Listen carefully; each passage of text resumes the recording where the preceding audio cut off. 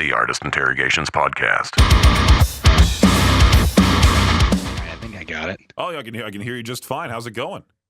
Perfect. Hey, man, how's it going? I'm doing well. And yourself? I'm doing great, doing great. Thanks for doing this with me. Really appreciate it. Yeah, absolutely. So, I've followed your page for a long while now. I follow you. I don't know if it's a competition or if it is competition, but there's also pig squeals and breakdowns. I don't know if that's somebody rivaling against you type of thing, or if that's just a different page. Nah, honestly, the original person who created that page, we actually were pretty good friends back when I had my first promotion page, which was called Music Previews. And then it was kind of like one of those things where I've started something, he wanted to start something, and he wanted to branch off in a certain direction of the type of like style, and I wanted to start out with all styles before I went to Deathcore Specialists, but we've never really had any issues. And now the new guy, we have no issues as well. So yeah, it's one of those things where people might think it's kind of a competition, of course, but no, he's a great guy, so I don't worry about anything like that. What was the exact moment you decided to start Deathcore Specialists? So I started Music Previews, the first company of mine, back in mid to late 2010. And obviously at that point I was just turning 16, so I didn't really know what I was doing. I was kind of just getting my feet wet and everything. And then growing up on like the MySpace era end of the deathcore genre, that started piquing more of my interest once I started doing more and more the music promotion gig. And because of that, I was like, you know what? I kind of want to specialize in one genre because at the time, back in 2013, when I created it, there wasn't a page like that. And I wanted to tap into a particular market because it was something I cherished growing up and all that. So it was kind of just a mixture of everything at one time. And then the people I was kind of surrounding myself with in 2012 into 13 before creating it, they're like, hey, you should create a page specifically for that because you know what you're talking about because you kind of grew up with all that. And I was like, you're absolutely correct. I might as well. And I created it in 2013. And then I took a little short break from it back in like between about 2016 to 18. And then I just came back and I've never looked back. I was about to ask, what was the first song that really got you into the genre? Oh, that's a really good question. I would say the first song that kind of like piqued that level of curiosity to the fullest was probably No Pity for a Coward from Suicide Silence. Obviously that came out around '07, and I heard a little bit before that, but I was still kind of getting used to everything because when Guitar Hero 2 came out, that's kind of when I got into the whole core side of things as well, with like All That Remains and Shadows Fall and all that stuff being on there. Like that was kind of like my first something heavier than when I was growing up, like Slipknot or like Ministry and stuff like thrash that my dad listened to as well. So I would say, yeah, probably No Pity for a Coward is kind of what set it over the top. And then I started growing into like Job for a Cowboy, Chelsea Grin, tapping into that market when 2008 hit because that's when everything kind of started to boom out and around that MySpace time. So I would say it's probably the very first thing I would say that got me to that level of wanting to keep listening to it. What is the difference between death metal and deathcore? Because I have a tough time trying to understand all the different subgenres of overall metal. You know, you can ask probably 500 people and you're probably gonna get 500 different answers. In my honest opinion, death metal, I mean, that's more of like your old school feel. Like it feels like you when I personally hear a recording, I feel like I'm in a garage with them, and it's like the most raw, perfect sounding type of metal out there. I mean, I still love deathcore death, but death metal just has that vibe to it, you know. And then deathcore is more or less it's more, I would say, more of the I wouldn't say too much melodic because obviously melodic had its own subgenre as well. But it was more based upon like the pig squeals and what they call like the breeze and the blags back then, of course, too. So I would say there's just that it's not a huge difference. I mean, obviously, again, you could ask the person down the road and they'd be like, "Oh yeah, there's a huge difference." Of course, don't ever compare the two of those things together. But I mean, obviously, we see bands of both genres touring together, playing times, playing festivals together, playing times. So I mean, there's still the similarities, and deathcore definitely has a lot of origination from the past death metal bands that kind of came up and gave us that raw, great sound that we had back then. Yeah, I was about to ask also because the big thing right now is to label somebody else's music taste as coworker music. They like coworker music. I mean, that's the big thing. And people are saying Knocked Loose is coworker music on Twitter or now X. And what do you think of that whole thing? Do you think it's just more so like a generalized insult, like, hey, this guy doesn't know what he's talking about, he just loves coworker music, that type of thing? You know, I kind of say everyone kind of starts somewhere, because obviously Knocked Loose wasn't really anything over a little over a decade ago. I mean, I remember the first time I saw them, it was at a 150-person venue at the Acacia Strain over a decade ago at a little venue in Indianapolis, and no one really knew who they were. So I'd say, I mean, one of those type of things, it's kind of like for deathcore side of things, especially with what you're asking. Lorna Shore is probably your best example because a lot of the people nowadays in modern deathcore, I would consider them probably your big. That was like our Suicide Silence and Chelsea Gren back in 2008 because that's who you kind of got into. And now you go around and people are like, oh, you listen to strictly Lorna Shore. That's how you found the genre, It's and you can look at it from two different ways. If you're someone who's been with it for as long as some of us have, you can look at it as something like, oh, yeah, you don't know what real deathcore is. But then you have to look at the other side of things like, hey, accept them for what it is and kind of bring them into it and expose them to more and more and more of the genre. So it's kind of one of those same things that knock loose because I definitely hear a lot of even my coworkers, ironically, as you bring that up, who are like, "Hey man, did you hear that song? I've never heard the band like this. Why is he barking like that?" And it's like, oh, come on, man. It's a song, but it's just funny to see because then you can start talking to them about more and more other kind of songs and music as well, and that's kind of how I would say you can get along with people you never thought you would at work. So, and that particular instance.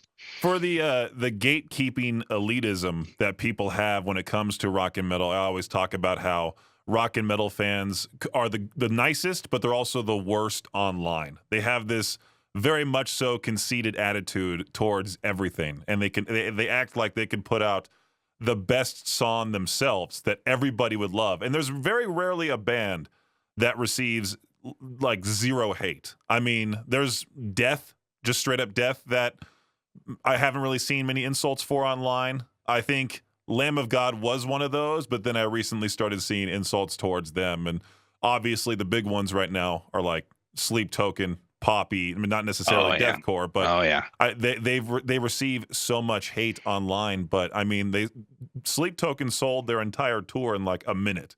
So I feel like that's just insane. Yeah, I don't. I'm one of those people too where I got into Sleep Token right around when the Summoning dropped. So I'm not going to say like I'm a fan from years and years ago. I went back and obviously listened to their Discog, and there's a lot of good stuff from back then too.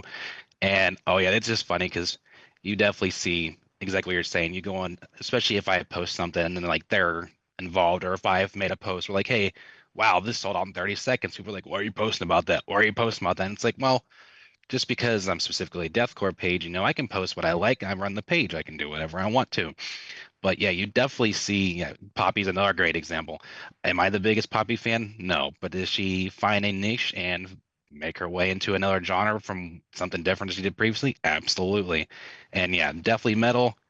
Yeah, great people. I don't think I've had a single horrible interaction. Like when I go to a show, I've met fantastic people. I've met fantastic people online, but you definitely have your people who I don't necessarily know if they're trolling on purpose or if they're just doing it to do it. But yeah, the internet can bring a little unnecessary hate at times, but it's one of those things you just kind of have to get used to. And as I tell bands, roll with it because any publicity isn't bad publicity. We've learned that for years now, of course. Oh, yeah, definitely. I mean, what's it called? Engagement, and having those comments go off, it definitely helps out. And you had music previews. We talked about that. It's now Deathcore Specialists. Were you trying to build an overall brand like it is now, or just maybe share music that you just loved at first and wanted people to know more about what you loved? At first, it was one of those things where when I made music previews as well, it was more or less just trying to get my name to there because since I grew up, obviously listening to everything, I was like, what, I kind of want to be part of something, but I don't know how far I want to go into it. And then around 2011, 2012, I had a kind of like a small partner from California on the page, and he unfortunately did some things that I wasn't too proud of, and that's when I kind of spawned. That was another reason I spawned into deathcore on top of other people just mentioning that I should stick with one genre. But when I started Deathcore Specialists, I really didn't think much of it. I just mainly wanted to promote bands and like just talk about bands I love growing up because, if I don't really have a whole lot of people local to me who listen to it. Got your few people, you go to the shows, you can meet people there. But I was like, man, I really want to just help these bands out because when I first started, it was mainly like local bands. And at the time, we had a great local scene in Indianapolis back in the early 2010s, late 2000s. So there was plenty of things for me to promote. And then the more as I progressed with it, I was like, you know what? I could probably roll with something But then I took that like 3 to 4 year stint where I kind of just stopped. And then at the time, I think the page was just around 11,000 followers. And then finally back probably towards about 2020, that's when I started revitalizing it more and more. And I was like, you know what? This is growing thousands of followers per month. I should probably roll with it. So now, instead of just helping the big bands, just so the page gets some engagement, I want to throw in other bands too because it's real hard, especially because with Facebook, they like to nuke your reach every now and then.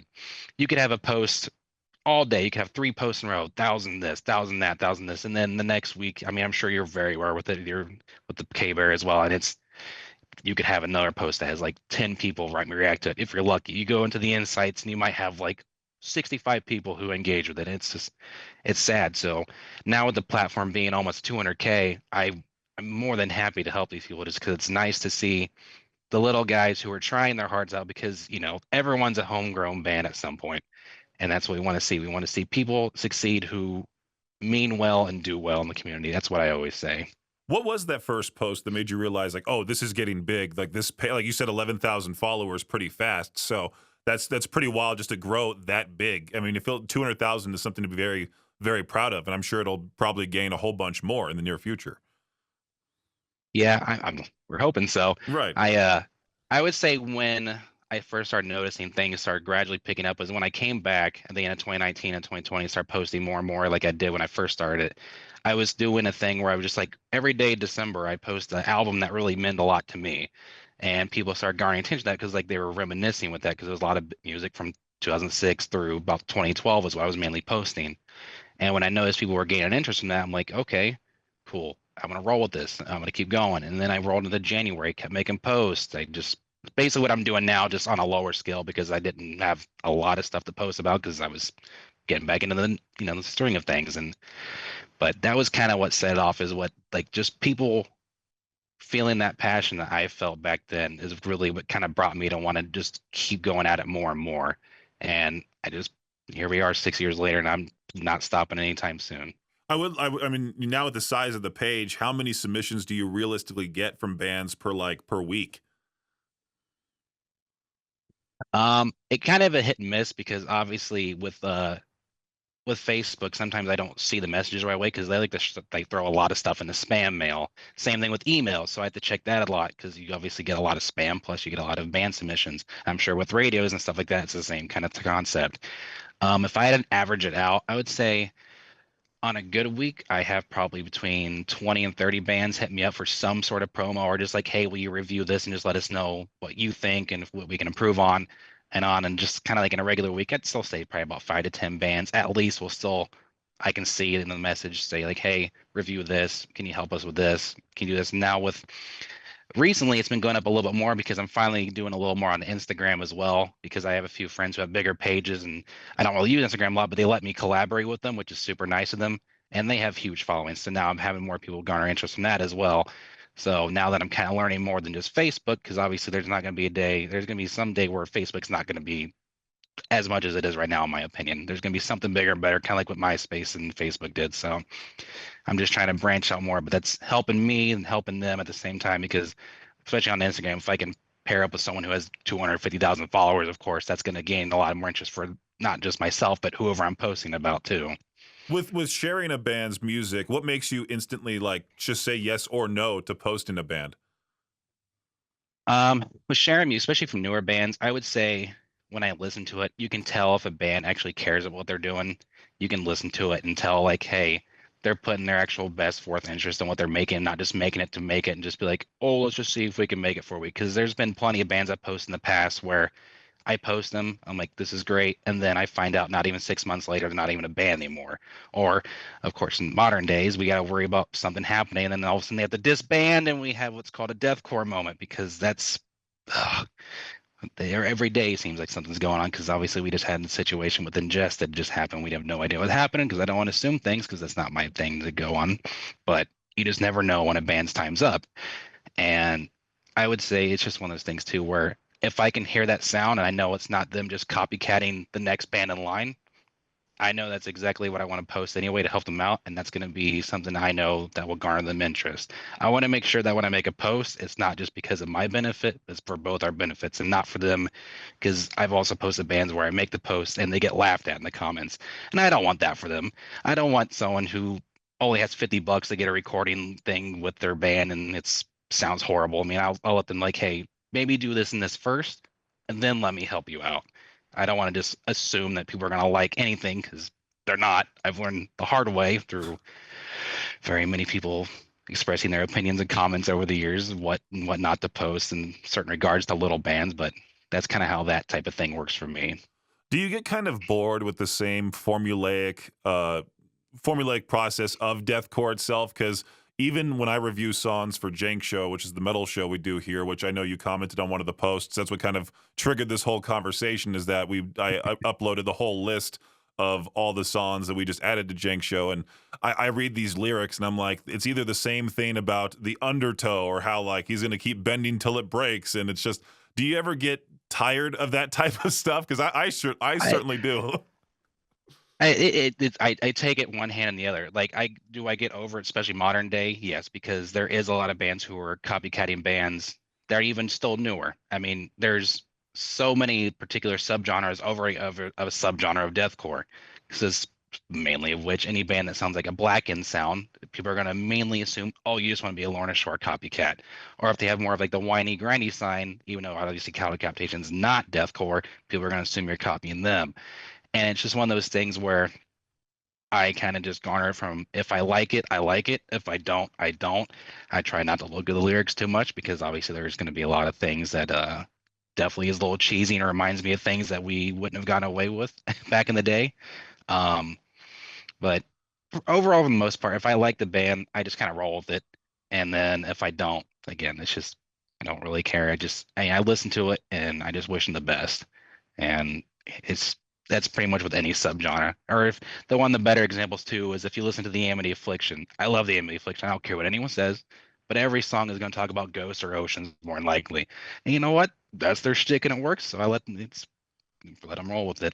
I did like their latest song, House of Cards, that breakdown where it's like, you got to love yourself. And then it goes into a harsh breakdown. I think the uplifting metal sometimes can get cheesy, the uplifting rock even. I mean, Beartooth with their latest album, it was kind of like, okay, we get it, Caleb. You like, you now love yourself, that type of thing.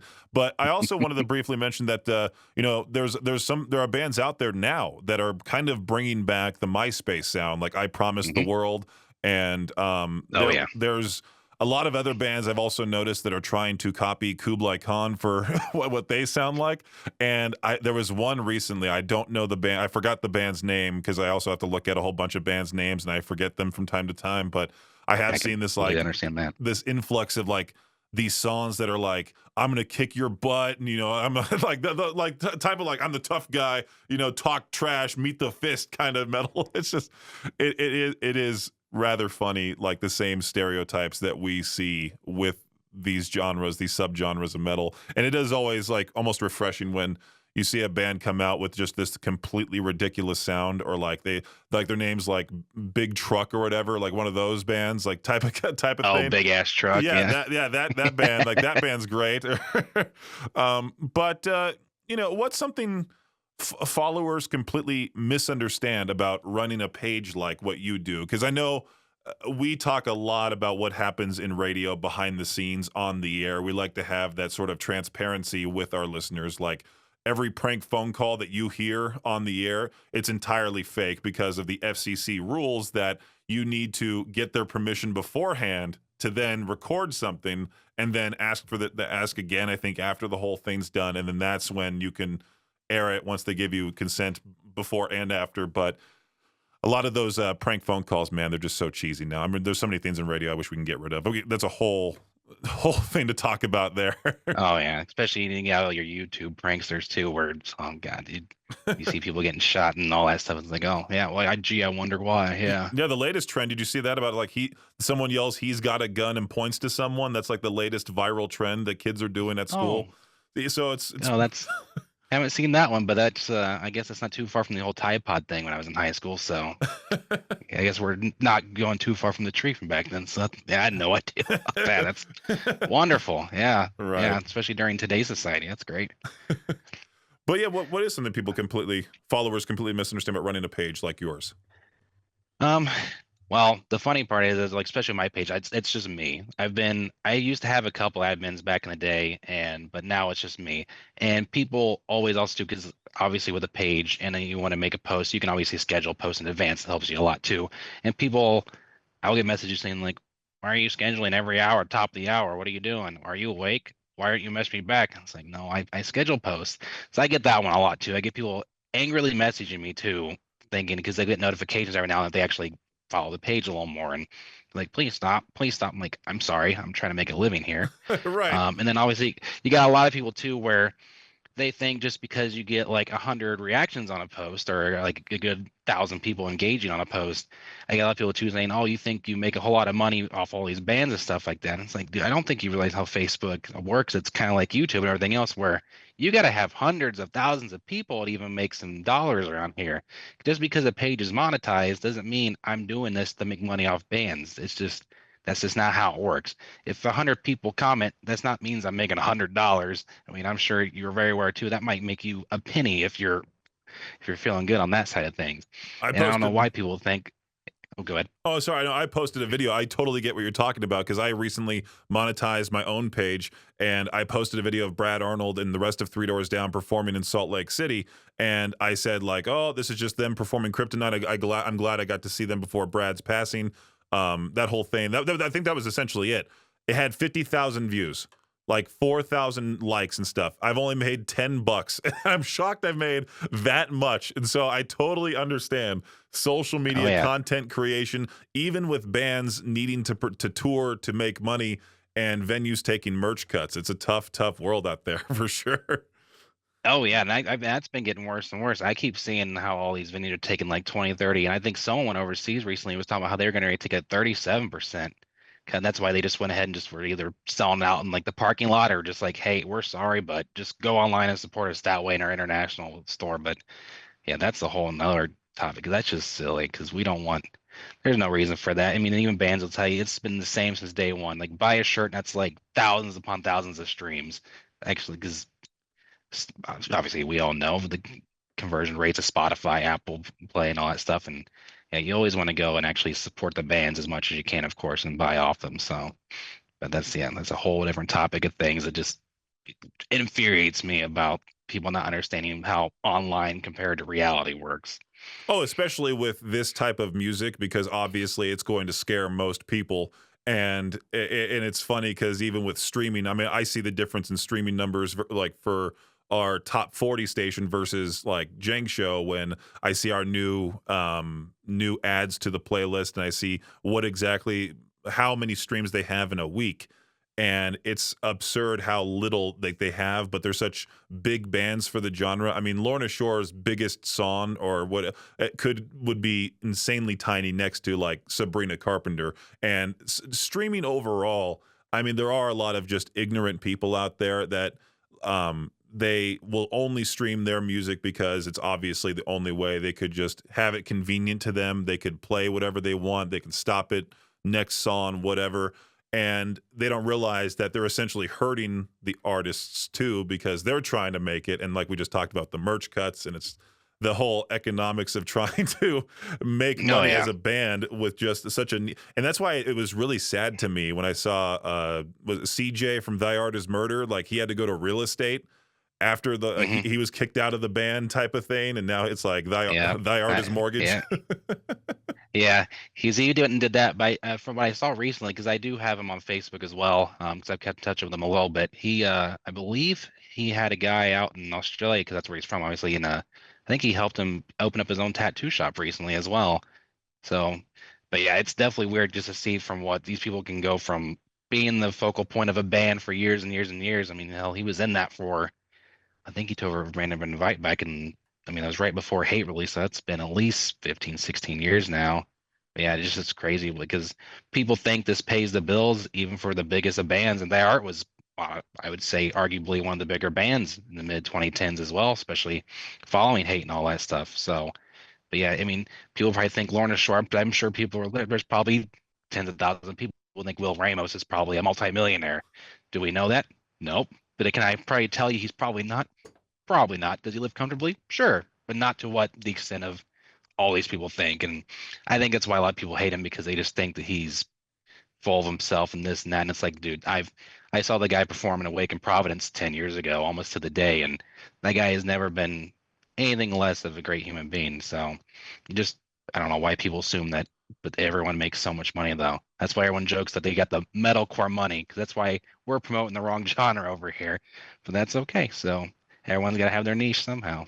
Definitely, definitely. I actually wanted to ask some hot questions here to sort of wrap things up because I know we deathcore, or even just overall metal, people have their opinions, and sometimes people laugh. Like, what's a deathcore opinion you have that most fans would possibly hate, like most elitists would hate, type thing? Um, ooh, that's a good one. I would probably say, well, if you're talking about modern day, I think Lorna Shore is a fantastic band. I think their older stuff is better than their newest stuff, though. And a lot of people, especially because the ones who listen to Lorna Shore, I would probably say 70% of our fan base, if I had to go based off demographic, what I see on my post, are probably Will Ramos era or newer listeners. A lot of people didn't hear CJ on the album he was on. A lot of people didn't know that Tom Barber was on their first few albums, of course. So I would say one of my things I always say is I prefer Tom Barber era, and that's okay. I prefer every era, and that's okay. But I would say I get a lot of people disagreeing when I posted that stuff. And it's just like, okay, I'm sorry, I have an opinion. Or when I say like Whitechapel's favorite album of mine is New Era of Corruption personally. And obviously this is Exile and Somatic Defilement are their two biggest albums. But when I talk about my favorite stuff, it's just funny to see like, no, you're wrong. I don't know why you like that. How could you say that's their best one? and and I would say another one, just kind of going based off modern day, I would say, because you actually spoke about this a little bit ago, we're having a lot of revival bands right now. And for the last few years, when I see a lot of these revival bands pop up, I would say they're kind of, everyone just trying to get that shtick. But then I would say the last 2 years in particular, ironically enough, I don't know if you've heard of Mauled or not, but Mauled's actually from Indianapolis. And I would say they're probably one of my favorite revival bands. And I would say we're probably getting to that time frame where probably within the next year or two, the revival will probably be at its peak in my interest, but people don't want to believe that because I'll admit I'm still kind of stuck in the MySpace time frame, and that's okay. I love that music. I'll back that all day. I'll listen to As Blood Earns Black and All Shall Perish as much as I truly want to, but I think the revival is having its turn coming up pretty soon. And you also mentioned I Promised the World. I've never heard a band sound like Still Remains or It Dies Today so perfectly in my life until I heard that. I thought I was listening to something made in 2007. And I think if bands can, I don't want to say jump on that because again, I don't like when bands trend on something just because, hey, they did it. Why can't I? That's fine. But be yourself at why you're doing it as well. Don't be a revival band just because someone else did it. Be a revival band because you truly love the art that was created back then. And like I said, I've talked about revival posts and people don't agree with it, but that's just how I feel. I know it's like statistically speaking, like I think it's been proven that we stop seeking out new music when we reach the age of 30. And so people like to not like to just say, "Hey, my era of music was so much better than this new one." And so going back to that old sound would I feel like it would be beneficial for a lot of bands, but also like what you said, trying not to copy because you're going to get all those comments saying, "Oh, you're ripping off this band," type of thing. But I also wanted to ask here too, what band do you see doing all this amazing, putting out all this amazing music, and they're just massively underrated? There's a couple. I would say the main one, just that I've actually become friends with and started to really appeal to in the last few years. There is a band out of, I believe most of them are out of Baltimore. They're called the Archaic Epidemic. Incredible Black and Deathcore group. And of course, anytime I post them, most of the comments overshadow the others because people immediately jump to why are they Lorna Shore spinoff? Why are they Lorna Shore spinoff? But in my opinion, they're not. They have their own little sound to it. Ian Smith, the vocalist, is an absolute monster, which ironically enough, he actually recently joined Worm Shepherd as well as their vocalist, and they just put their EP out today, speaking of which. And that's just one of those bands. They're great people. They don't get a super huge amount of recognition because there was, when they kind of formed, in my opinion, there was a ton of those type of bands wanting to be that same type of genre of the deathcore, like the subgenre of deathcore. Because when Lorna Shore, obviously, until the Hellfire came out, that was like, oh wow, Pig Squill sound, he made the funny noise, and everyone was like, I want to jump on that bandwagon. And I don't think that's what they did because they have a beautiful sound, and I just don't understand why people. I make posts, they get recognition, people like them, but that's just one of those bands that's like they should be right up there on par with the Lorna Shore type of thing. Like if they co-headline a tour today, I think they would sell out everything as well. Interesting. Okay, what was the name again? The Archaic Epidemic. The Archaic Epidemic. All right, I'll have to look them up. And I just got that warning I'm running out of time here on Zoom because I have that free plan. Speaking of taking more money than they should. But one last little question here. Do you think breakdowns in metal, are they getting more ridiculous or are they just perfect the way they are? I would say if we don't go a little more extreme, I think it's perfectly fine at where it is, which could also be an opinion people would not like because obviously there's plenty of bands, what we call, again, with the To the Hellfire, we're calling it the vocal Olympics. And you have a lot of bands who want to make the noises and all this, and you got to be one up the guy beside you. But I think with the way it is right now, because that phase is kind of dying off, I mean, you still have a couple vocalists doing it, but most of the ones I'm hearing now do perfectly fine. A good example is a band called Netherwalker. They released an album not too long ago, and people are like, "Oh, that guy, they only got known because that guy had that viral video of him making all those crazy noises." Well, guess what? If you listen to it in the song, it fits perfectly. That band is also massively underrated, and I would like to give a shout out to them as well.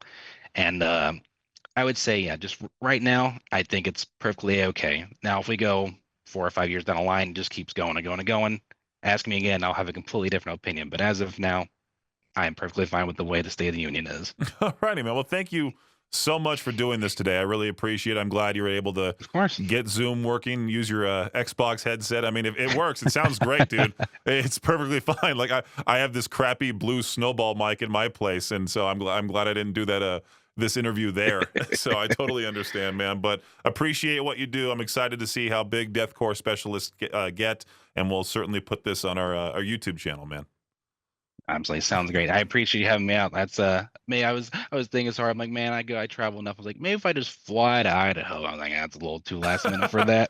Dude, yeah. If you ever come out to Idaho Falls, East Idaho area, let us know. We'll gladly have you here in the studio. Like we play a lot of these heavier tracks all day, every day that rock radio ignores, and so we try our best to stand out compared to generic rock radio where they'll send us the radio edit of like a Daughtry song and they took out like a 5-second breakdown that Daughtry's screaming because supposedly that scares the listeners. And so it's very frustrating. So we really try to push the fact that people can listen to us from their state so they don't have to suffer and all of that. And I've been in Nick Nocturnal's streams before trying to like, hey, listen to KBEAR, and I've had him on the show and I've had Metal Burb on the show too. So it's been fun to kind of get in touch with everybody who's in content creation versus just asking an artist, hey, what inspired you to do this type of crap. So totally, man. Oh yeah. And I appreciate that too, because we have a little station in Northern India that kind of does the same thing too, where the guy like every Saturday night, I believe as well, will have like his 3 to 4 hour kind of like power hour type of thing.